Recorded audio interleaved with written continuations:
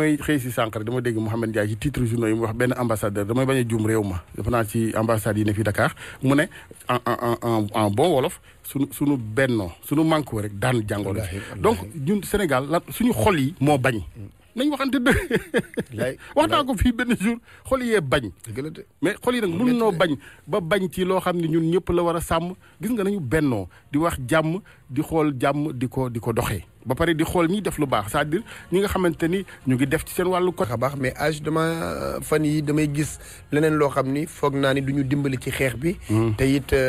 du loo xam ni mën nga ni tay lay dakk âge weeru koor la ñu nekk boulangerie yi ni muy mel ak corona bi fi mu toll nii âge loolu tamit lu ñu war a waxtaanee la non waxtaan kay nag moom mënut a weesu ñaari weer dañ ko war a ay dogal moo war a jóg wala aba waxtaan ñaari weer jàngoro yi gis nga vitesse de propagation bi gaawaayu lawaay bi li muy wàllaate da nga fay toog di waxtaan yow non il faut mettre un terme ci beaucoup de comportements avec la manière ak waxtaan yi ci wàllu ñi ngi ci war a waxtaanal parce que am réew ay kilifa bu ñu ko séqee dañu war di yëgoo moi je pense que réew mi léegi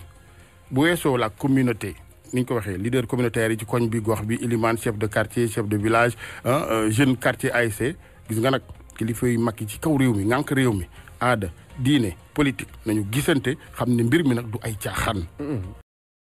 foo ko natt ci garaawaay egg na fa il faut arrêter de nous dire bu leen paniquer les gens bu leen il faut arrêter ce discours là la situation est extrêmement grave léegi nag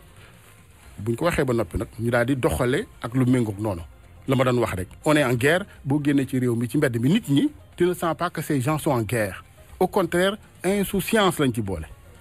dajaloo gi am na léegi ku ma def message ne ma dajaloo gi ci koñam dafa daw yaramam yaa ngi wax boulangerie keneen a ngi wax leneen transport bi nañ ci wut pexe nag li laay war a sóoli parce que lii bu dakkul fa mu mujj du baax ca du doon ci biir santé kese de